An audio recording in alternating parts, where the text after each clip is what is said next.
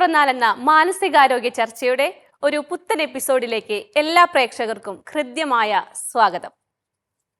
പതിവ് പോലെ ഇന്ന് നമ്മളോടൊപ്പം വിൻസേഷ്യൻ സഭാംഗവും ക്ലിനിക്കൽ സൈക്കോളജിസ്റ്റുമായ സിസ്റ്റർ ഡോക്ടർ ഡോണ തോട്ടത്തിലാണുള്ളത്. സിസ്റ്ററിനെ ഏറെ സ്നേഹത്തോടെ നമുക്ക് ചർച്ചയിലേക്ക് സ്വാഗതം ചെയ്യാം. സ്വാഗതം സിസ്റ്റർ. ഇന്ന് നമ്മളോടൊപ്പം മറ്റ് രണ്ട് വ്യക്തിത്വങ്ങൾ കൂടിയുണ്ട്. അഡ്വക്കേറ്റ് ജിനോ ജോസ്, അദ്ദേഹത്തിനെ നമുക്ക് നമ്മുടെ ചർച്ചയിലേക്ക് ഏറെ സ്നേഹത്തോടെ സ്വാഗതം ചെയ്യാം. സ്വാഗതം സർ. അതോടൊപ്പം എഞ്ചിനീയറായി വർക്ക് ചെയ്യുന്ന റൂപ്സി ജിനോ മാമിനെയും ഏറെ സ്നേഹത്തോടെ നമുക്ക് നമ്മുടെ ചർച്ചയിലേക്ക് സ്വാഗതം ചെയ്യാം. സ്വാഗതം മാം. സിസ്റ്റർ, കുട്ടികളുടെ വളർച്ചയും മാനസികാരോഗ്യത്തെക്കുറിച്ചൊക്കെ പറയുമ്പോൾ പാരന്റിങ് വളരെ പ്രധാനപ്പെട്ട ഒരു ഘടകമാണ്. പ്രത്യേകിച്ച് കൗമാരപ്രായത്തിലുള്ള കുട്ടികൾ, അവർ മാതാപിതാക്കളുമായിട്ട് പല പ്രശ്നങ്ങളിലൂടെയും കടന്നു പോകുന്നതായിട്ട് കണ്ടിട്ടുണ്ട്. ഇവർ തമ്മിൽ പലപ്പോഴും പല കാര്യങ്ങളും യോജിക്കാത്തൊരവസ്ഥ. ഇതിനെക്കുറിച്ച് വിശദമായിട്ടൊരു ചർച്ച അത്യാവശ്യമാണെന്ന് തോന്നിയിട്ടുണ്ട്. നമുക്ക് ഇന്ന് ആ വിഷയമായിട്ട് മുന്നോട്ട് പോയാലോ? തീർച്ചയായിട്ടും പാരന്റിങ്ങിനെ കുറിച്ച്, രക്ഷകർത്തൃത്വത്തെ കുറിച്ച് നമ്മൾ പല എപ്പിസോഡുകളിലായിട്ട് പല രീതിയിൽ അതിന്റെ പല ആംഗിളിൽ നമ്മൾ സംസാരിച്ചിട്ടുണ്ട്. ഇപ്പൊ ടീച്ചർ പറഞ്ഞ പോലെ വളരെ പ്രധാനപ്പെട്ട, പ്രത്യേകിച്ച് ആനുകാലിക പ്രസക്തമായിട്ടുള്ളൊരു വിഷയം തന്നെയാണ്. ഒരു കൗമാരപ്രായം ഒക്കെ ആകുമ്പോഴത്തേക്കും ഈ മക്കളും മാതാപിതാക്കളും തമ്മിലൊരു വടംവലിയൊക്കെ നടക്കും.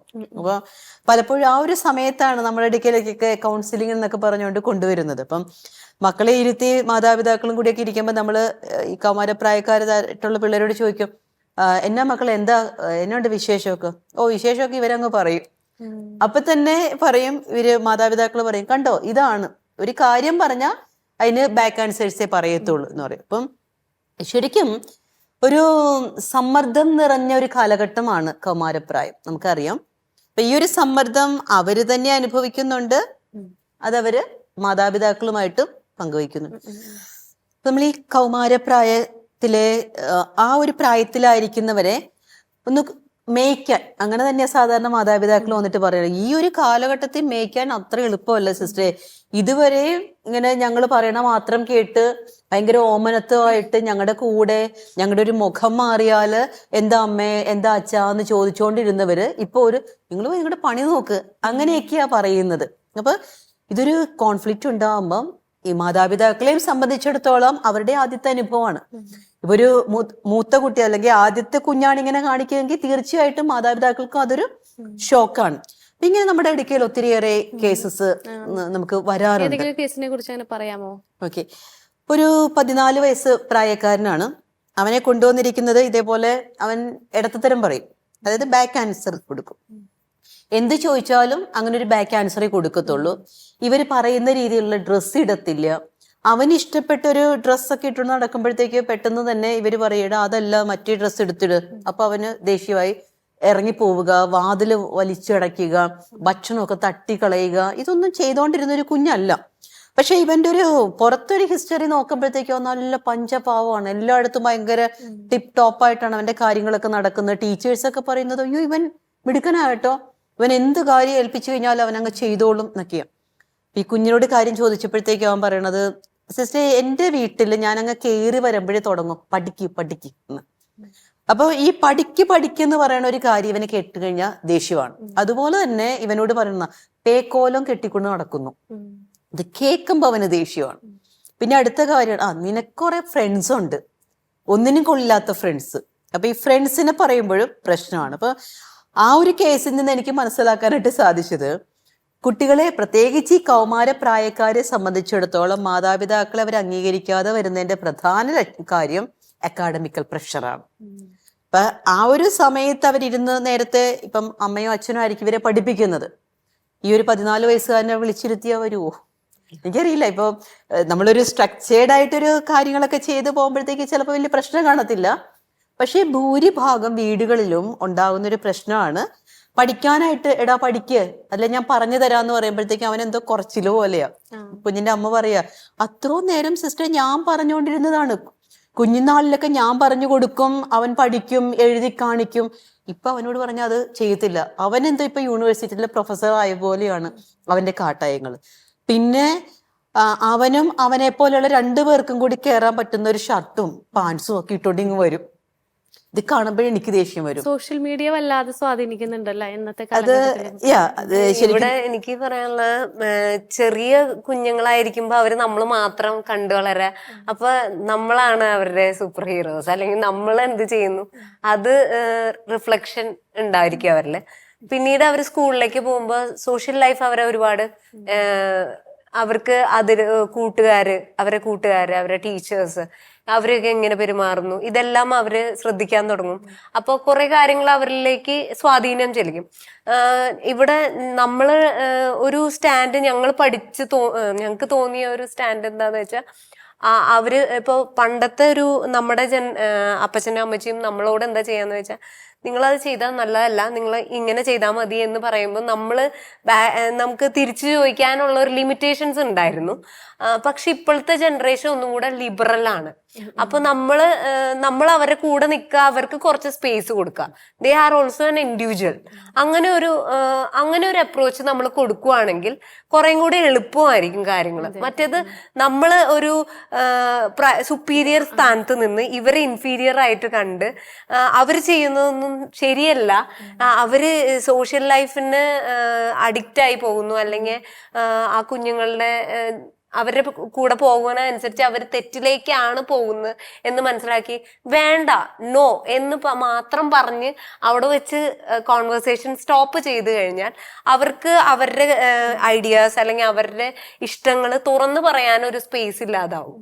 അപ്പൊ നമുക്ക് കൊടുക്കേണ്ടത് നമ്മൾ അവർക്ക് ഒരു സ്പേസ് കൊടുക്കുക എന്നുള്ളതാണ് ഞങ്ങൾ കണ്ടുപിടിച്ച അല്ലെങ്കിൽ ഞങ്ങൾക്ക് മനസ്സിലായ ഒരു കാര്യം.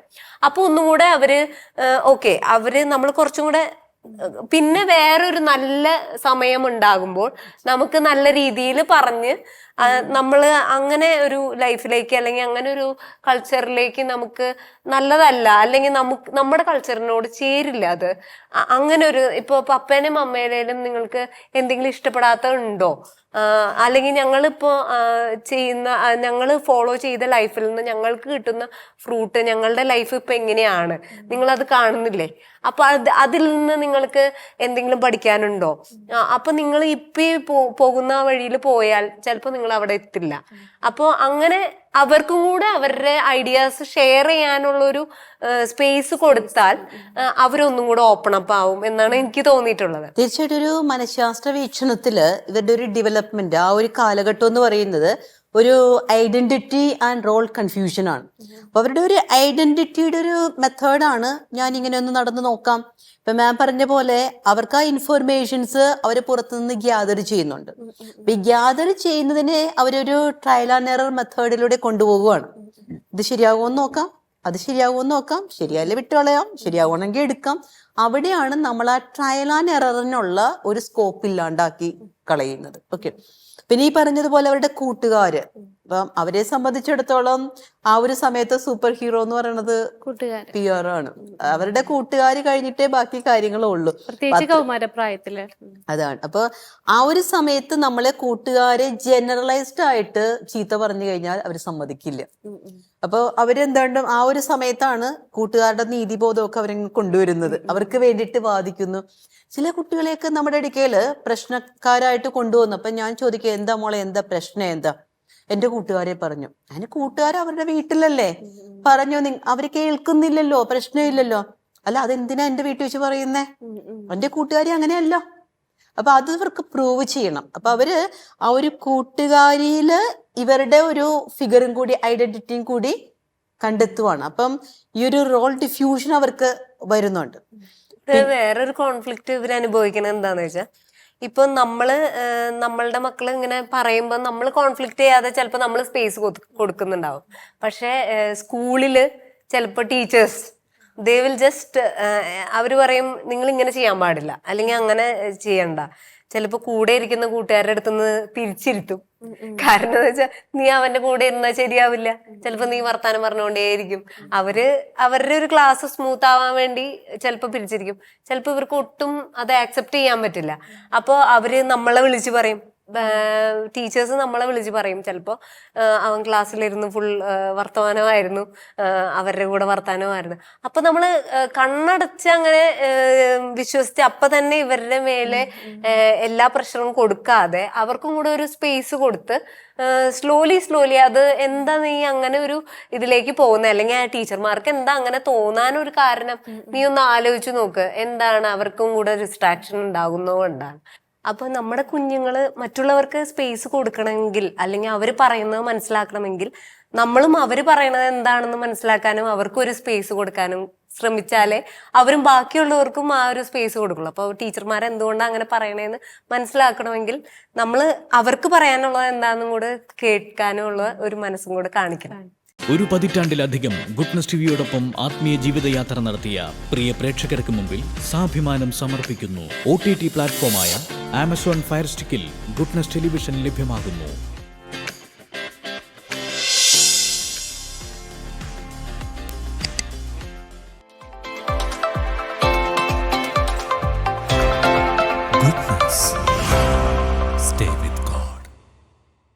സിസ്റ്റർ നേരത്തെ പറഞ്ഞ പോലെ കൗമാര പ്രായത്തിൽ കുറേ വ്യത്യാസങ്ങൾ കാണിക്കുന്ന ഒരു സമയമാണ്. നമ്മൾ പാരൻസ് ഇപ്പോൾ സിസ്റ്റർ പറഞ്ഞല്ലോ, അവർ കുറേ ക്വസ്റ്റ്യൻസുകളും കുറേ സംശയങ്ങളും അവർക്ക് അവരുടേതായ ചിന്തകളും ബോധ്യങ്ങളും അവരുടേതായ ലോകം, അവരുടെ ഫ്രണ്ട്സിൽ നിന്നും കിട്ടുന്ന കാര്യങ്ങൾ, ഇതെല്ലാം കൂടി മിക്സഡ് ആണ്.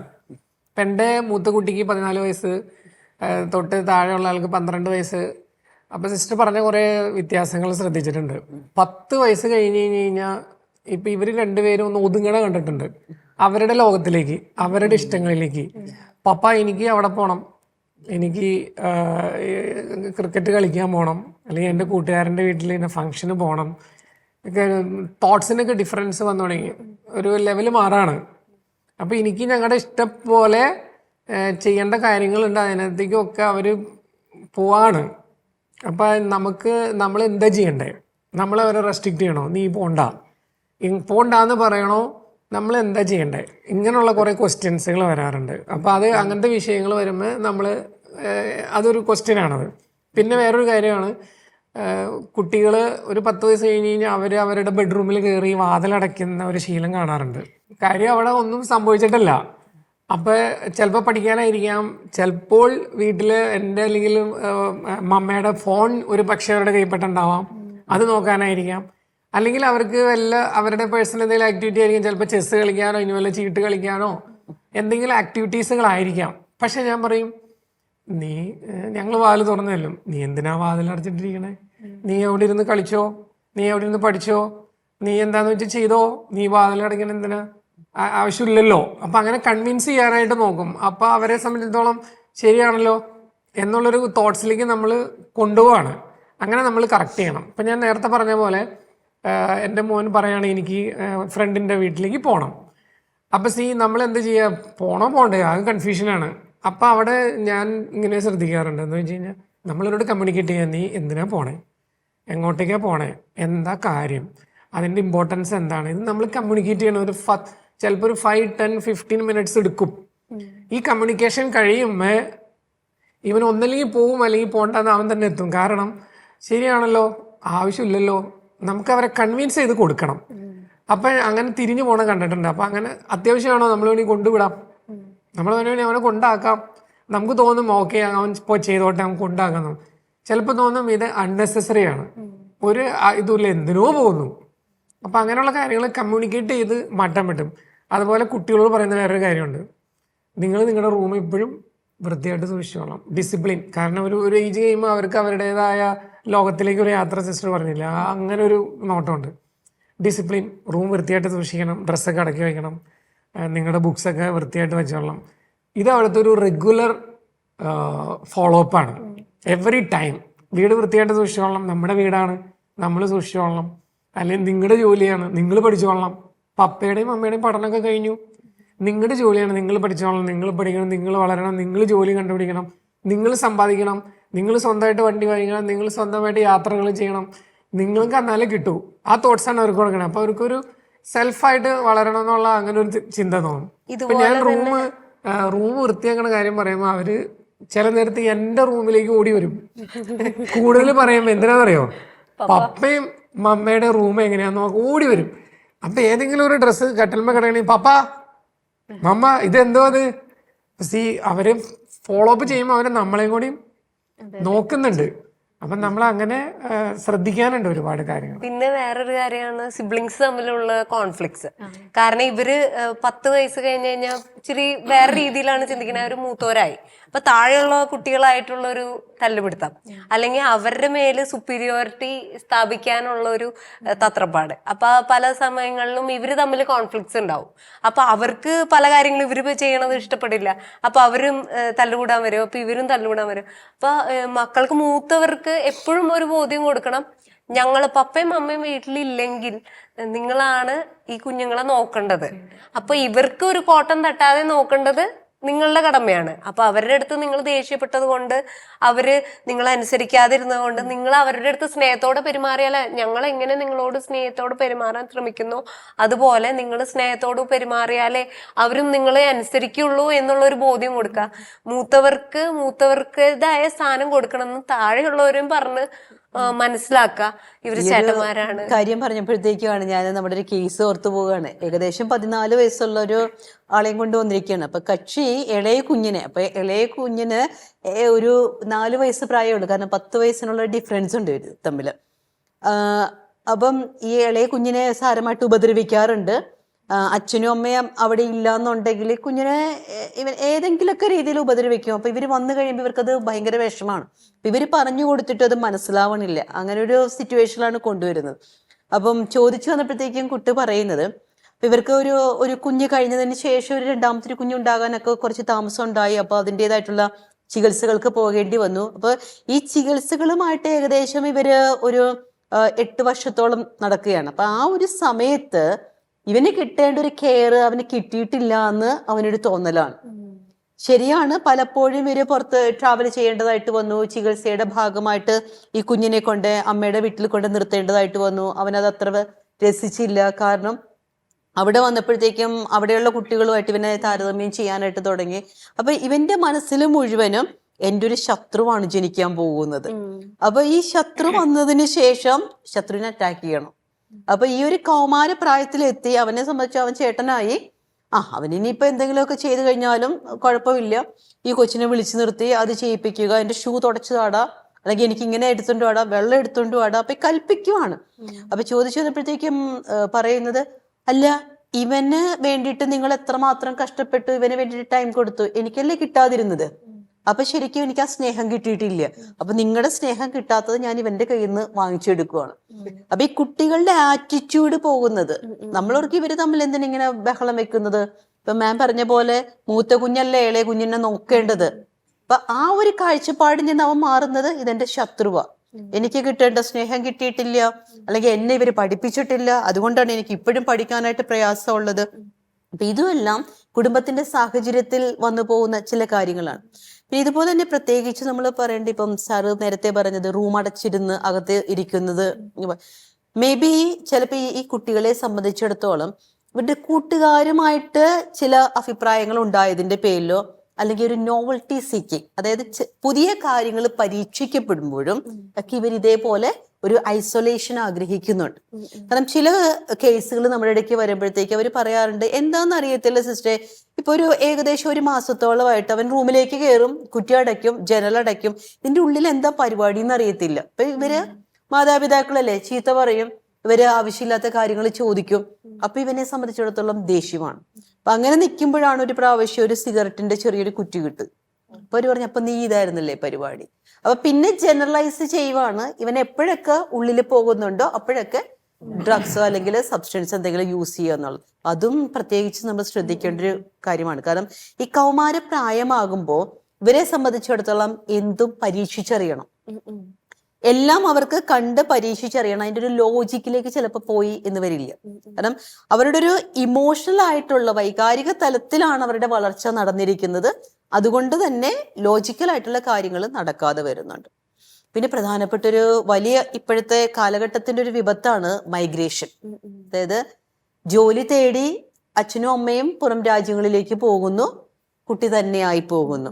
അപ്പോൾ പലപ്പോഴും ഈ ഒരു അഡോളസെന്റ് ഏജിൽ ആയിരിക്കും പോകുന്നത്. ഇപ്പൊ നിങ്ങൾക്കറിയാമല്ലോ, ഒരു അഡോളസെന്റ് ഏജില് നിങ്ങളുടെ സാന്നിധ്യം അവർക്ക് എത്രമാത്രം ആവശ്യമാണെന്നുള്ളത് അല്ലെ? കാരണം തീർച്ചയായിട്ടും ഞങ്ങള് സിസ്റ്റർ ഈ ഒന്നായിരിക്കുക, ഫാമിലിയില് വൈഫും ഹസ്ബൻഡും കുട്ടികളും എപ്പോഴും ഒരുമിച്ചായിരിക്കുക എന്ന് പറഞ്ഞു കഴിഞ്ഞാൽ ചില സാഹചര്യങ്ങളിൽ നമുക്ക് ചിലപ്പോൾ മാറി നിൽക്കേണ്ടി വരും, ജോലിയുടെ കാര്യമായിട്ടോ അല്ലെങ്കിൽ എന്തെങ്കിലും ഒരു പ്രത്യേക അസൈൻമെന്റിന്റെ ഭാഗമായിട്ട് ചിലപ്പോൾ നമുക്ക് ഏതാനും ദിവസങ്ങളൊക്കെ മാറി നിൽക്കേണ്ടി വരാം. എന്നാലും മാക്സിമം ഒരുമിച്ചായിരിക്കാനായിട്ട് ശ്രമിക്കുക എന്നുള്ളത് ഒരു ഭയങ്കര ഇമ്പോർട്ടൻസ് ആണ്. കാരണം നമ്മുടെ മക്കൾക്ക് ട്രെയിൻ ചെയ്യാൻ നമുക്കേ പറ്റൂ, നല്ലൊരു ഫോർമേഷൻ കൊടുക്കാൻ നമുക്കേ പറ്റൂ. അപ്പം നമ്മൾ വിദൂരസ്ഥനായിരുന്നാലും അവിടെ നിന്നും കൊണ്ട് കൺട്രോൾ ചെയ്യുന്നതിന് ചില പരിമിതികളുണ്ട്. കാരണം അവർക്ക് നല്ലൊരു പാരൻസ്, നല്ലൊരു മോഡലായിട്ട് നമുക്ക് കിട്ടും. അവർ നമ്മളിൽ നിന്നാണ് നോക്കി പഠിക്കേണ്ടത്. അവർ പഠിക്കേണ്ട ബാലപാഠം നമ്മളിൽ നിന്നാണ്. അപ്പം നമ്മളുടെ പ്രസൻസിന് ഭയങ്കര പവറുണ്ട്. നമ്മൾക്കിടെ ഗൈഡൻസും നമ്മുടെ ലൈഫ് സ്റ്റൈലും നമ്മുടെ ബിഹേവിങ്ങും നമ്മുടെ ഹോബീസും നമ്മുടെ ഹാബിറ്റ്സും ഇവർ കാണണം. അതിൽ നിന്നാണ് ഇവരെല്ലാം കോപ്പി ചെയ്യണത്. നമ്മളെങ്ങനെ സംസാരിക്കുന്നത് അങ്ങനെ തന്നെ കോപ്പി ചെയ്യണത് ഒരുപാട് പ്രാവശ്യം കണ്ടിട്ടുണ്ട്. അപ്പം അതുകൊണ്ട് അവർ ഭയങ്കരമായിട്ട് ഒബ്സർവ് ചെയ്യുന്നുണ്ട്. നമുക്കറിയത്തില്ല അവർ നമ്മൾ ഒബ്സർവ് ചെയ്യണം, പക്ഷെ അവർ ഒബ്സർവ് ചെയ്യുന്നുണ്ട്. നമ്മൾ കാണുള്ളതെന്ന് വിചാരിക്കും, പക്ഷെ പപ്പ എന്താ ചെയ്യുന്നത്, പപ്പയും മമ്മയും എന്താ സംസാരിക്കുന്നത്, ഞങ്ങളുടെ ട്യൂണിൽ എന്തെങ്കിലും ഒരു ഡിഫറൻസ് വന്നാൽ പോലെ അവരത് ക്യാച്ച് ചെയ്യും. സിസ്റ്റർ നേരത്തെ പറഞ്ഞോണം, ഈ ഒരാൾ കൂടുതൽ സ്നേഹിക്കുന്നുണ്ടോ, എൻ്റെ ഒരു മോനെ കുറവ് സ്നേഹിക്കുന്നുണ്ടോ, ഇതുപോലും ഇത് ചെയ്യും. ഞാനിപ്പോൾ എൻ്റെ ഒരു മോനോട് ഞാൻ കൂടുതൽ നേരം വർത്താനം പറഞ്ഞു കഴിഞ്ഞാൽ അടുത്ത ആൾക്ക് എൻ്റെ അടുത്ത് വന്ന് ഇങ്ങനെ ഒന്ന് കുത്തിക്കയറാനൊക്കെ തോന്നും. കാരണം ഇവനോട് മാത്രം എന്താണ് അങ്ങനെ ഇതാണ്. അപ്പം നമ്മൾ ഇവനെയും ചേർത്ത് പിടിക്കും. പിന്നെ ഇവർക്ക് ചില വ്യത്യാസങ്ങൾ ഫീൽ ചെയ്യും. ഇപ്പം സിസ്റ്ററോട് ഞാൻ നേരത്തെ പറഞ്ഞില്ലേ, കുട്ടികൾ റൂമിൽ കയറി വാലടയ്ക്കണമെന്നുള്ളത്. ഞാൻ പഠിച്ചിരിക്കുന്നൊരു കാര്യമുണ്ട്, നമുക്ക് എന്തിനേയും സ്നേഹം കൊണ്ട് കീഴ്പ്പെടുത്താൻ പറ്റൂ. സ്നേഹം കൊണ്ട് ഒരാളെ കീഴ്പ്പെടുത്താൻ പറ്റൂ. ഇപ്പം അവൻ മുറി കയറി വാലടച്ചതിന് അല്ലെങ്കിൽ അവൻ കൂടുതൽ സമയം സ്മാർട്ട് ഫോൺ യൂസ് ചെയ്യുമ്പോൾ ഞാൻ ഷൗട്ട് ചെയ്യുന്നതിനേക്കാളും നല്ലത്, അത്യാവശ്യം ഷൗട്ട് ചെയ്യാൻ വേണ്ടെന്നല്ല പറയുന്നത്, അതിനേക്കാളും നല്ലത് മോനെ കുട്ട നീ എന്തിനാ കൂടുതൽ സമയം നീ ഇത് യൂസ് ചെയ്യണേ. ഞാൻ ചിലപ്പോൾ അവരെ ഹഗ് ചെയ്യാറുണ്ട്, എൻ്റെ മോനെ. അല്ലെങ്കിൽ അവന് ചില കാര്യങ്ങൾ കൺവിൻസ് ചെയ്യാൻ വേണ്ടിയിട്ട് ഞാൻ ഉപയോഗിക്കുന്ന ഒരു ടൂളാണ്, ഞാനൊന്ന് കെട്ടിപ്പിടിക്കും.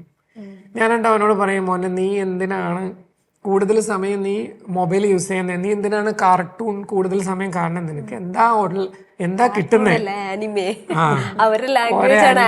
ആണ്, അപ്പം എന്തിനാണ് ഇതൊക്കെ കാണുന്നത്, നിനക്ക് ഒരുപാട് കാര്യങ്ങൾ വേറെ ഉണ്ടല്ലോ, ഒരുപാട് ആക്ടിവിറ്റീസ് ഉണ്ടല്ലോ, നിനക്ക് അല്ലെങ്കിൽ റൂമൊന്ന് വൃത്തിയാക്കാലോ, അല്ലെങ്കിൽ നിനക്ക് എന്തെങ്കിലും പഠിക്കാലോ, അല്ലെങ്കിൽ നിനക്ക് നല്ല നല്ല കാര്യങ്ങൾ ചെയ്യാലോ, എന്തെങ്കിലും ആക്ടിവിറ്റീസുകൾ കൊടുക്കാറുണ്ട്. അപ്പം നമ്മളവരെ അങ്ങനെ കൺവിൻസ് ചെയ്യാൻ നോക്കണം, ചേർത്ത് നിർത്തി. പഠിക്കാൻ മോശമാണ്, നമ്മളവനൊന്ന് കൂടെ നിർത്തി, മോനെ നീ നന്നായിട്ട് പഠിക്കണം, നമ്മൾ അതിൻ്റെ കുറേ കാര്യങ്ങൾ പറഞ്ഞ് മനസ്സിലാക്കണം. ചുമ്മാ നീ മാർക്ക് കുറഞ്ഞ് വന്നേക്കാണ് എന്ന് പറഞ്ഞ് ചീത്ത വിളിക്കുമ്പോൾ അവർ ഡൗൺ ആവാണ്. അതുപോലെ സിസ്റ്റർ നേരത്തെ പറഞ്ഞപ്പോൾ ഞാൻ ചിന്തിച്ചൊരു കാര്യമുണ്ട്, പബ്ലിക്കായിട്ട് ഇവരെ കുറ്റം പറയാതിരിക്കണതാണ് നല്ലത് മറ്റുള്ളവരുടെ മുമ്പിൽ. കാരണം അവർ പെട്ടെന്ന് ഡിമ്മാവും. പിന്നെ നമ്മൾ ശ്രദ്ധിക്കേണ്ട കാര്യം, ഈ കുഞ്ഞുങ്ങൾ തമ്മിലൊരു ജലസുണ്ട്. ഈ ജലസ് എന്ന് പറയുന്നത് അവർക്ക് ശരിയായ ഒരു അസൂയ എന്നതിനേക്കാൾ ഉപരി ആരാണ് പപ്പയെ കൂടുതൽ സ്നേഹിക്കുന്നത്, മമ്മയെ കൂടുതൽ സ്നേഹിക്കുന്നത്, അല്ലെ മമ്മ ആരെയാണ് കൂടുതൽ സ്നേഹിക്കുന്നത്. അപ്പൊ ഈ സ്നേഹം കിട്ടാനുള്ള ഒരു മത്സര ബുദ്ധി കുഞ്ഞുങ്ങളുടെ ഉള്ളിലുണ്ട്. അപ്പോൾ ആ ഒരു സമയത്താണ് നമ്മൾ ഒരു കുട്ടിയെ മാത്രം എപ്പോഴും നമ്മൾ ചിലപ്പോൾ ശകാരിക്കും. സാധാരണ കുട്ടികളുടെ കേസസിൽ ചോദിക്കുമ്പോഴത്തേക്കും മാതാപിതാക്കൾ പറയും, സിസ്റ്റർ അത് അവളോട് പറഞ്ഞാലോ കുറച്ചുകൂടി മനസ്സിലാകുന്നത്, പിന്നെ അല്ലെങ്കിൽ അവളല്ലേ മൂത്തത്, അവളല്ലേ പെൺകുട്ടി, അതുകൊണ്ടാണ് ഞാൻ കൂടുതലും അവളെ കുറ്റം പറയുന്നത്, അവൻ പിന്നെ ആൺകുട്ടിയല്ലേ. അപ്പോഴാണ് ഈ കുട്ടികളുടെ ഭാഗത്തുനിന്ന് എന്നാ ആൺപെൺ വ്യത്യാസം എന്താ ഇവിടെ, അപ്പൊ അത് നിങ്ങൾ ശരിക്കും ഈക്വൽ ആയിട്ടല്ലോ ഞങ്ങളെ കാണുന്നത്. അപ്പൊ ഇവരുടെ ചോദ്യങ്ങളാണ് അതെല്ലാം. ശരിയാണ്, ഒരു കൗമാര പ്രായത്തിൽ ഉണ്ടാകുന്ന ക്വസ്റ്റ്യൻസ് ആണ് അവർക്ക്. അതായത് അവർക്കൊരു ഈക്വൽ പാർട്ടിസിപ്പേഷൻ അവരുടെ ഈ ഒരു ചൈൽഡ്ഹുഡിൽ വേണം. അപ്പൊ അതിന് വേണ്ടിയിട്ടും അവര് ഇതുപോലെ കുറച്ച് സ്ട്രഗിള് വീടുകളിൽ ചെയ്യാറുണ്ട്. പിന്നെ നമ്മൾ പ്രത്യേകം ശ്രദ്ധിക്കേണ്ട ഒരു കാര്യമാണ്, ഈ പാരൻസ് തന്നെ മക്കളെ ബുള്ളിങ്, ബോഡി ഷെയ്മിങ് ഒക്കെ നടത്തുന്നത്. ഞാൻ പല കേസുകളിലും അത് കണ്ടിട്ടുണ്ട്. ഇപ്പം ഒരു കുട്ടി എൻ്റെ ഇടയ്ക്ക് ഒരു പെൺകുട്ടി വന്നിട്ട് പറയുന്നതാണ്, അവൾക്ക് ഏകദേശം 15-16 വയസ്സായി. അപ്പൊ അവള് പറയാം, എൻ്റെ പപ്പ എന്നോട് പറയണ എന്നാന്നറിയാവോ, നീ വളർന്ന് അമ്മയുടെ അത്ര ആയല്ലോ, അപ്പൊ ആ കുഞ്ഞിനെ സംബന്ധിച്ചിടത്തോളം ബോഡി ഷെയ്മിങ് ആണ് അവിടെ അനുഭവിക്കുന്നത്. അപ്പം നമുക്കറിയാം ചിലപ്പോ ഒരു അപ്പൻ അങ്ങനെ ഉദ്ദേശിച്ചുകൊണ്ടല്ല പറഞ്ഞേക്കുന്നത്, അല്ലെങ്കിൽ അവളെ വിഷമിപ്പിക്കണോന്ന് ഓർത്തിട്ടല്ല. പക്ഷേ അപ്പനായാലും അമ്മയായാലും പറയുന്ന ഓരോ വാക്കുകളും കുഞ്ഞുങ്ങളുടെ മനസ്സിൽ ചിലപ്പോ കുരമ്പ് പോലെ ചെല്ലും. അതുപോലെ തന്നെ പ്രത്യേകം ശ്രദ്ധിക്കേണ്ട ഒരു കാര്യമാണ്, ചില കുട്ടികൾ ജനിച്ചു കഴിഞ്ഞിട്ടാണ് നമ്മുടെ വീട്ടിൽ ഭാഗ്യം ഉണ്ടായത്, അല്ലെ നീ ജനിച്ചു കഴിഞ്ഞപ്പോ തൊട്ട് എനിക്ക് കടബാധ്യതകളാണ് ഉണ്ടായത്. അപ്പൊ ഇതെല്ലാം കുഞ്ഞിന്റെ കോൺഫിഡൻസിനെ ബാധിക്കും, അതുപോലെ തന്നെ കുഞ്ഞിന്റെ ഐഡന്റിറ്റിയെ ബാധിക്കും. അപ്പം പ്രത്യേകിച്ച് ഒരു കൗമാരപ്രായക്കാരായ മക്കളെ വളർത്തുന്ന മാതാപിതാക്കൾ പ്രത്യേകം ശ്രദ്ധിക്കേണ്ട കാര്യം, ഈ മക്കള് ഇപ്പൊ നമ്മുടെ കൈകളിൽ നിന്നും അവർ കുഞ്ഞുങ്ങളാണ്, പക്ഷേ ഒരു പേഴ്സൺ എന്ന രീതിയിൽ, ഒരു വ്യക്തി എന്ന രീതിയിൽ അവര് ഒരു അഡൾട്ട്ഹുഡിലേക്ക് പ്രവേശിക്കുകയാണ്. അപ്പൊ ആ ഒരു സമയത്ത് ഒരു വ്യക്തി സ്വാതന്ത്ര്യത്തോടു കൂടി ഒരു വ്യക്തിയാണ്, ഒരു വ്യക്തിത്വമുള്ളവനാണ് എന്ന രീതിയിൽ പെരുമാറാനായിട്ട് നമ്മൾ ശ്രദ്ധിക്കണം. സാറ് പറഞ്ഞ പോലെ ചേർത്ത് നിർത്താനായിട്ട്. ഇപ്പൊ സ്നേഹം കൊണ്ട് കീഴടക്കാന്ന് പറഞ്ഞതൊക്കെ ശരിക്കും പരമാർത്ഥ സത്യം തന്നെയാണ്. കാരണം നമ്മുടെ പല കേസുകളിലും ഞാൻ കണ്ടിട്ടുണ്ട്, മാതാപിതാക്കളൊന്ന് ചേർത്ത് വെക്കുമ്പോ ചില കാര്യങ്ങൾ തുറന്നു പറയും, പൊട്ടിക്കരയും.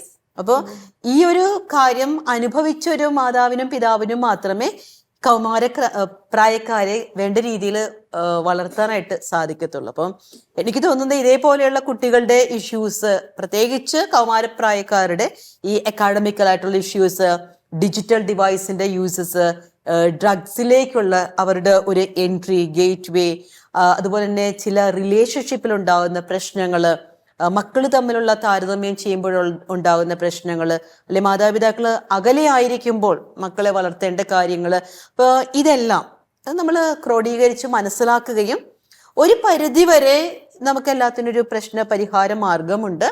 അത് മക്കളും മാതാപിതാക്കളും തമ്മിലുള്ള ഇന്ററാക്ഷനിൽ അത് നടക്കണം.